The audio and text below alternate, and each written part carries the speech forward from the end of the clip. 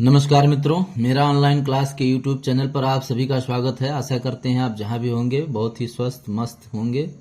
मित्रों, आज के अपने इस वीडियो में हमने यूपीएससी आरओ की जो नई वैकेंसी आई है उसके संबंध में इस वीडियो को रखा है और ये यूपी पीसीएस के एग्जाम के लिए भी बहुत महत्वपूर्ण है। मित्रों, आज हमने इतिहास विषय को लिया है जिसमें हम शून्य से लेकर के और शिखर तक जाने का प्रयास करेंगे। मित्रों, इतिहास एक बहुत ही इम्पॉर्टेंट सब्जेक्ट होता है जो आपको अधिकतम नंबर दिलाने का पूरा जो है विश्वास रखता है।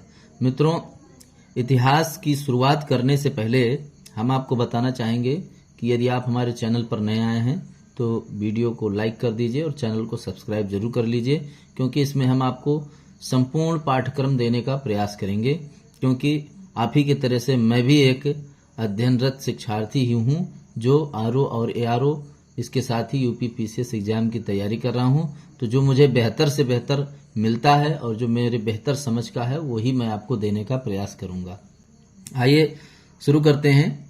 मित्रों, सबसे पहले हम भारतीय इतिहास के स्रोत को जानेंगे कि आखिर हम इतिहास का अध्ययन कैसे करते हैं या हमें इतिहास कहाँ से मिला है। भारतीय इतिहास के स्रोत।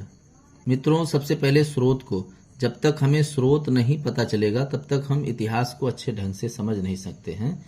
क्योंकि हर चीज का एक सोर्स होता है। जैसे पानी हमें नदियों, तालाबों, झील, झरनों से मिलता है तो वो पानी के स्रोत हो जाते हैं। अनाज हमें खेतों से मिलता है तो ये उसके स्रोत हो गए। इसी प्रकार से इतिहास हमें कहाँ से मिला है इसके बारे में जानेंगे। तो ये सबसे स्टार्टिंग पॉइंट होता है। तो मित्रों, इसको अंग्रेजी में हम कहेंगे सोर्स ऑफ इंडियन हिस्ट्री। मित्रों, भारतीय इतिहास के दो स्रोत हो जाते हैं। आप चाहें तो इसे पेन और कॉपी उठा करके नोट भी कर सकते हैं। नोट बनाते रहेंगे तो बेहतर होगा। भविष्य में आपको दोबारा यह देखने को मिल सकता है। सबसे पहला है पुरातात्विक स्रोत। इसके द्वारा हमें इतिहास की जानकारी मिलती है। और दूसरा हमारा है साहित्यिक स्रोत। मित्रों, तमाम प्रकार के ग्रंथ जो लिखे गए हैं वो साहित्य के क्षेत्र में आते हैं। इसके माध्यम से भी हमें इतिहास की जानकारी मिलती है। मित्रों, पुरातात्विक स्रोत और साहित्यिक स्रोत, इसको अंग्रेजी में कहते हैं आर्कियोलॉजिकल सोर्स, और दूसरा है लिटरेसी सोर्स। ये दो स्रोत हो जाते हैं भारतीय इतिहास को जानने के। यदि आपसे प्रश्न पूछा जाए, मित्रों कमेंट बॉक्स में इसका उत्तर जरूर दीजिएगा कि भारतीय इतिहास का जनक किसको कहा जाता है। बहुत ही सिंपल सा प्रश्न है। मित्रों, पुरातात्विक स्रोत की अगर बात करें तो इसमें बहुत सारे फैक्टर होते हैं। जो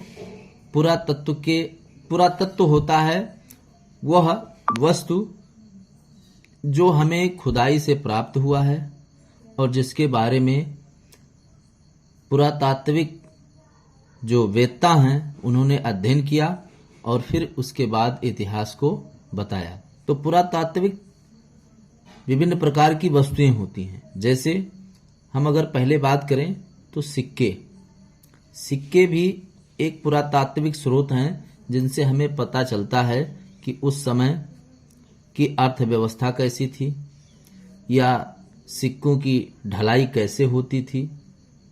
क्वाइंस, इनको अंग्रेजी में कहते हैं क्वाइंस। और दूसरा अभिलेख, विभिन्न प्रकार के जो हमें अभिलेख मिले, जैसे शिलालेख, तमाम प्रकार के शिलाओं पर उस समय के राजाओं द्वारा लेख लिखवाए गए। क्योंकि कागज का ज्ञान नहीं था तो शिलाओं पर, ताम्र पत्रों पर और अन्य धातुओं का प्रयोग करके उस पर जो है वो अपने आदेश को या अपने फरमान जो होते हैं उनके द्वारा उनको लिखवाया गया। तो ये अभिलेख होते हैं। तीसरा जो पुरातात्विक स्रोत है वो भवन है, विभिन्न प्रकार के बिल्डिंग्स। अभिलेख को हम इंस्क्रिप्शन बोलते हैं। भवन यानी बिल्डिंग्स, बिल्डिंग्स, इनके द्वारा, जैसे ताजमहल है, लाल किला है और भी पुराने प्राचीन मंदिर हैं, ये भवन हो जाते हैं जिनके द्वारा हम उस समय के तमाम समाज के बारे में, अर्थव्यवस्था के बारे में, धर्म के बारे में ज्ञान प्राप्त कर सकते हैं। तो तीसरा भवन हो जाता है। और चौथा मंदिर, मस्जिद, फिर इसके बाद में चित्रकारी, उस समय की चित्रकारी जो हमें खुदाई से मिली है, इससे भी हमें, और 7वां नंबर मृदुभांड। आगे हम एक एक टॉपिक पर बात करेंगे, फिर ईटीसी। इसके अलावा और भी बहुत सारे स्रोत हैं। ये हमारा स्टार्टिंग पॉइंट है, हम इसके बारे में विस्तृत रूप से चर्चा करेंगे। मित्रों, आइए सबसे पहले अगर हम सिक्के की बात करें। अब साहित्यिक स्रोत अभी हम अपने अगले वीडियो में देंगे, यहाँ हम पहले इसको कवर करते हैं, उसके बाद हम साहित्यिक स्रोत की बात करेंगे। मित्रों, यहाँ पर पहला नंबर है सिक्के यानी क्वाइंस। मित्रों, सिक्कों का जो इतिहास है और जो उसका अध्ययन है वो मुद्रा शास्त्र कहलाता है। सिक्कों का जो अध्ययन है वह मुद्रा शास्त्र कहलाता है। नोट कर लीजिएगा, सिक्कों का अध्ययन मुद्रा शास्त्र कहलाता है। इसके अंतर्गत हम सिक्कों का अध्ययन करते हैं, स्टडी ऑफ कॉइन्स, और इसको हम न्यूमिस्मेटिक्स बोलते हैं। और सिक्कों का अध्ययन यानी स्टडी ऑफ कॉइन्स। यहाँ चित्रकारी को पेंटिंग्स बोलेंगे। अंग्रेजी आप जानते होंगे, आशा करते हैं। पोट्री, मॉस्क्यू, टेम्पल, ये इसकी अंग्रेजी भी हमने लिख दी है। सिक्कों की अगर बात करें तो ये सिक्के हमें महाजनपद काल में मिले हैं। इससे पहले 2 काल और आते हैं, जैसे पाषाण काल और सिंधु घाटी सभ्यता। यानी कि पाषाण काल में कोई सिक्का नहीं था, उस समय सिक्कों का ज्ञान नहीं था, कोई सिक्का नहीं। याद रखिएगा, पाषाण काल में केवल पत्थरों का प्रयोग होता था, उस समय कोई भी सिक्का प्रयोग में नहीं लाया गया था। दूसरा है सिंधु घाटी सभ्यता। सिंधु घाटी सभ्यता में भी कोई सिक्का प्रयोग नहीं हुआ, केवल यहाँ पर एक प्रकार से मोहरों का प्रयोग होता था। केवल मोहरें, जैसे वस्तु विनिमय चलता था यहाँ पर, एक्सचेंज, यानी कि वस्तु के बदले वस्तु। यहाँ पर भी कोई सिक्का नहीं मिला, सिक्का नहीं मिला, बल्कि वस्तु विनिमय यानी कि एक्सचेंज सिस्टम उस समय चलता था, यानी वस्तु के बदले वस्तु। और जो सिक्कों का इतिहास शुरू होता है वो सिक्के हमें महाजनपद काल से मिलते हैं। महाजनपद काल, जब महाजनपद काल प्रारंभ होता है तभी सिक्कों का प्रयोग प्रारंभ होता है। तो ये याद रखिएगा कि पाषाण काल में और सिंधु घाटी सभ्यता में कोई सिक्के नहीं थे। महाजनपद काल में जो सिक्के प्रयोग होते थे वो पंचमार्क वाले, यानी आहत सिक्के, जिस पर अलग अलग तरह के चिन्ह बने होते हैं, जैसे चंद्रमा का चिन्ह बना है, किसी शेर का चिन्ह बना है, या किसी अन्य जानवर का चिन्ह बना है।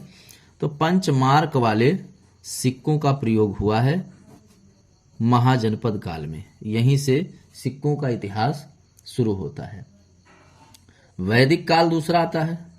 तो वैदिक काल में आपके 2 प्रकार के सिक्के प्रयोग हुए, एक निष्क और दूसरा शतमान। शतमान जो होता था वो चांदी का बना होता था, ध्यान रखिएगा, और निष्क जो होता था वो सोने का बना होता था। तो ये याद रखिएगा, शतमान चांदी का होता था, जिसका शत मतलब 100, एक के बदले 100 चीजें, यानी अगर आप एक शतमान देते थे तो बदले में 100 चीजें आपको मिलती थी। ये चांदी का बना होता था। शत का अर्थ ही होता है 100। और ये जो निष्क होता था ये सोने का बना होता था, ये पहनने के काम में आता था, पहनने के काम में आता था। यानी यहाँ पर अगर देखा जाए वैदिक काल में तो ये जो शतमान था यही सिक्के का एक रूप था। इसके बाद मौर्य काल आया। मौर्य काल के बाद उत्तर मौर्य काल, यानी कि आपका मौर्य पीरियड में क्या चलते थे जो सिक्के, उनका क्या नाम था, उत्तर मौर्य काल में क्या नाम था। इसकी चर्चा हम अपने अगले वीडियो में करेंगे। वीडियो जरूर देखिएगा, चैनल को जरूर सब्सक्राइब कीजिएगा। आशा करते हैं वीडियो आपको बहुत पसंद आया होगा। धन्यवाद।